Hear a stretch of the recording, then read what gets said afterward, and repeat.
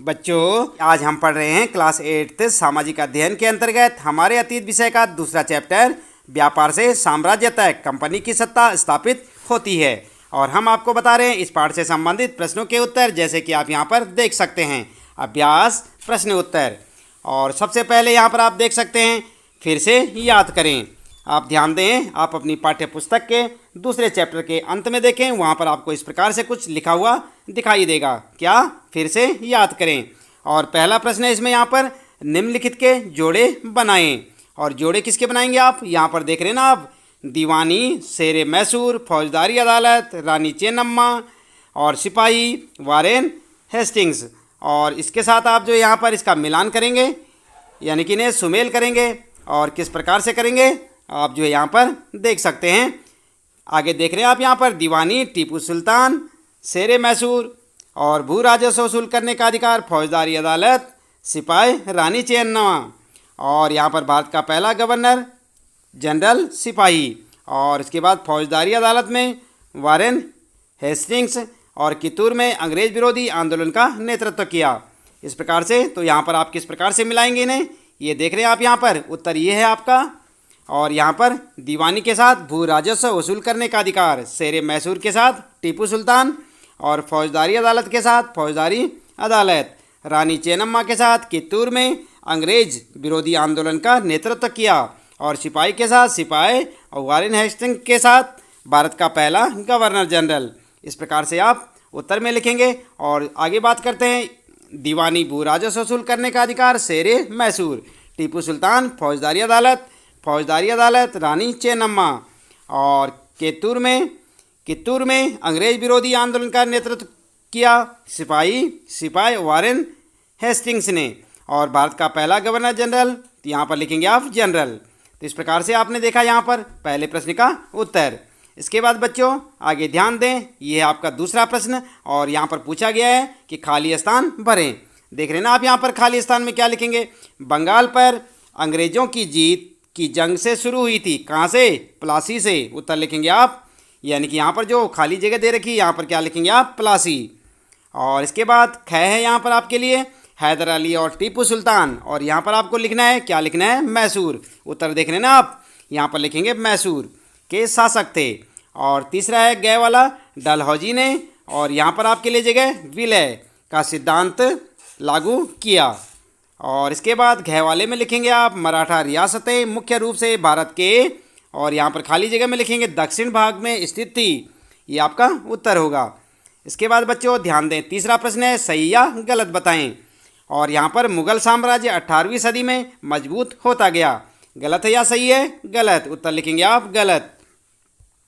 अगला है ख वाला, English east India company Bharat के साथ व्यापार करने वाली एकमात्र यूरोपीय कंपनी थी। उत्तर क्या है आपका? गलत। और महाराजा रणजीत सिंह पंजाब के राजा थे। उत्तर क्या होगा? सही।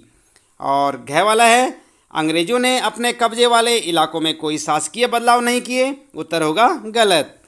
इस प्रकार से आप इस प्रश्न का उत्तर लिखेंगे। उसके बाद बच्चों चौथा प्रश्न यहाँ पर है, आइए विचार करें। और यहाँ पर है, यूरोपीय व्यापारिक कंपनियाँ भारत की तरफ क्यों आकर्षित हो रही थी। उत्तर क्या लिखेंगे आप? यूरोपीय व्यापारिक कंपनियों के भारत की तरफ आकर्षित होने के निम्नलिखित कारण थे। और क्या कारण थे आप लिख सकते हैं पॉइंटों में यहाँ पर, जैसे आप देख सकते हैं। नंबर 1, यूरोपीय कंपनियों ने भारत के साथ व्यापार में अपार संभावनाएं देखी। नंबर 2, यूरोपीय देशों में भारत की अनेक वस्तुओं की भारी मांग थी, जैसे कपास, रेशम, काली मिर्च, लौंग, इलायची, दालचीनी इत्यादि। और नंबर तीसरा पॉइंट है आपके लिए, वे भारत में कम कीमत पर सामानों की खरीदारी वापस यूरोप जाकर उन्हें ऊंची कीमतों पर बेच सकते थे। इन्हीं व्यापारिक संभावनाओं के कारण यूरोपीय कंपनियां भारत की ओर आकर्षित हो रही थी। तो इस प्रकार से आप तीसरे प्रश्न का उत्तर लिखेंगे। इसके बाद बच्चों ये चौथे प्रश्न का उत्तर है। इसके बाद देखते हैं यहाँ पर पांचवा प्रश्न। आप ध्यान दें बच्चों, पांचवें प्रश्न में पूछा है, बंगाल के नवाबों और ईस्ट इंडिया कंपनी के बीच किन बातों पर विवाद थे। देख रहे हैं ना आप यहाँ पर, उत्तर में लिखेंगे बंगाल के नवाबों और कंपनी के बीच विवाद के कारण। और क्या क्या कारण थे ऐसे पॉइंटों में लिखेंगे आप। नंबर 1, नवाबों ने कंपनी को छूट देने से मना कर दिया था। नंबर 2, नवाबों ने कंपनी को व्यापारिक अधिकार देने के लिए बहुत अधिक धनराशि की मांग की। इसके बाद नंबर तीसरा लिखेंगे आप, नवाबों ने कंपनी को सिक्का ढालने का अधिकार देने से भी मना कर दिया। नंबर 4, नवाबों ने कंपनी पर टैक्स यानी कि कर अदा नहीं करने के साथ साथ अपमानजनक पत्र लिखने का आरोप लगाया। तो इस प्रकार से पांचवा पॉइंट लिखेंगे आप, कंपनी ने भी नवाबों पर निम्नलिखित आरोप लगाए कि नवाबों के स्थानीय अधिकार कंपनी के व्यापार को नष्ट कर रहे हैं, कंपनी को अधिक टैक्स देना पड़ रहा है, कंपनी को किलाबंदी के विस्तार व पुनर्निर्माण की अनुमति नहीं दी जा रही है। इस प्रकार आप उत्तर लिखेंगे। इसके बाद बच्चों छठा प्रश्न है, यहाँ पर देख लिया ना आपने पांचवा प्रश्न ये है आपके सामने और इसका उत्तर इस प्रकार से आप पॉइंटों में लिखेंगे। इसके बाद बच्चों छठा प्रश्न देख लेते हैं। छठे प्रश्न में पूछा है, दीवानी मिलने से ईस्ट इंडिया कंपनी को किस तरह फ़ायदा पहुंचा।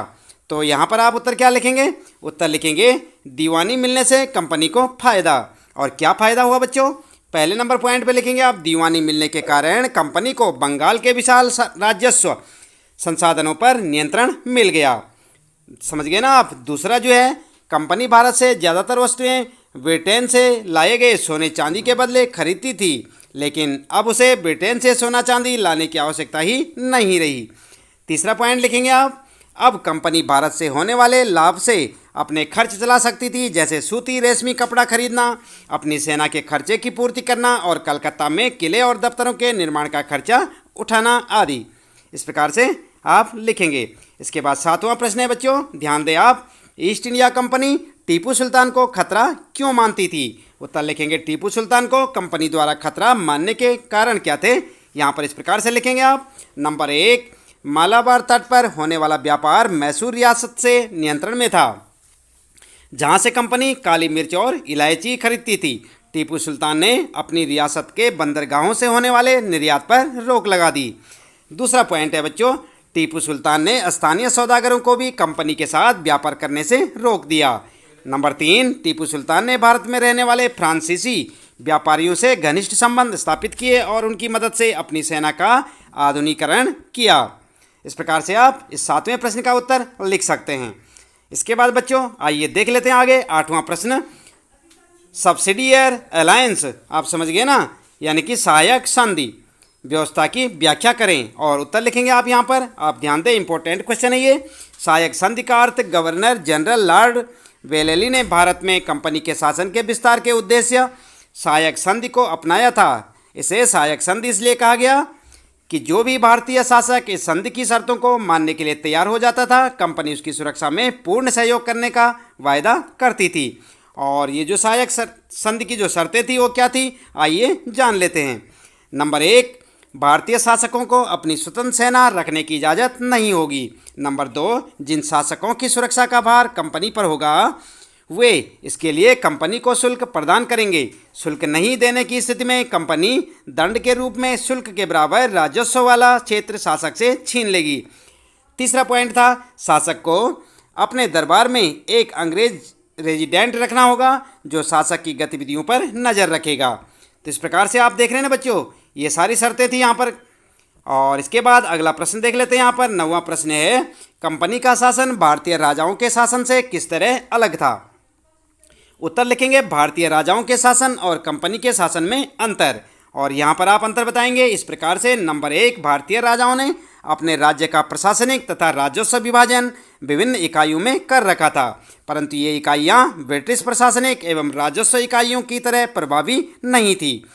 कंपनी प्रेसिडेंसी के रूप में एक नई प्रशासनिक इकाई बनाई थी कंपनी ने, जिसका शासन गवर्नर के पास होता था। और दूसरा पॉइंट लिखेंगे आप, कंपनी द्वारा पुलिस और राजस्व व्यवस्था में काफ़ी सुधार किया गया था, जबकि भारतीय शासकों द्वारा पुलिस और राजस्व व्यवस्था को सुधारने के लिए किसी भी प्रकार का प्रयास नहीं किया गया। तीसरा पॉइंट लिखेंगे, भारतीय राजाओं के शासन में न्यायिक व्यवस्था प्रभावी नहीं थी। एक ही तरह की अदालत दीवानी तथा फौजदारी दोनों तरह के मुकदमों की सुनवाई करती थी, जबकि अंग्रेजों ने एक आधुनिक एवं विकसित न्यायिक व्यवस्था स्थापित की थी। प्रत्येक जिले में अलग अलग दीवानी व फौजदारी अदालतें स्थापित की गई थी। तो इस प्रकार से आप इस प्रश्न का उत्तर लिख सकते हैं। 10वां प्रश्न बात करते हैं बच्चों। तो 10वें प्रश्न में पूछा है, कंपनी की सेना की संरचना में आए बदलावों का वर्णन करें। तो आप क्या वर्णन करेंगे? उत्तर में लिखें, कंपनी की सेना में आए संरचनात्मक बदलाव। और पहला पॉइंट लिखेंगे यहाँ पर, कंपनी ने पैदल और घुड़सवार सिपाहियों की जगह पेशेवर सैनिकों की भर्ती की। इसके बाद दूसरा पॉइंट है, कंपनी ने सैनिकों को यूरोपीय शैली में नई युद्ध तकनीक से प्रशिक्षित किया। तीसरा, कंपनी ने अपने सैनिकों को आधुनिक हथियारों जैसे मस्केट तथा मैचलॉक आदि से लैस किया गया। चौथा लिखेंगे, कंपनी ने सेना में यूरोपीय सैनिकों की संख्या बढ़ा दी तथा सेना के महत्वपूर्ण स्थान जैसे तोपखाना, टैंक इत्यादि पर यूरोपीय सैनिकों को नियुक्त किया गया। इसके बाद पांचवां लिखेंगे, सेना में यह भावना जगाई कि उनका कोई धर्म जाति नहीं है, वह केवल सैनिक हैं। ब्रिटिश साम्राज्य के प्रति वफादारी रखना उनका कर्तव्य है। तो इस प्रकार से आप इस प्रश्न का उत्तर लिख सकते हैं। बात करते हैं बच्चों 11वें प्रश्न की। तो यहाँ पर आपको इस प्रकार से मिलेगा, आइए करके देखें।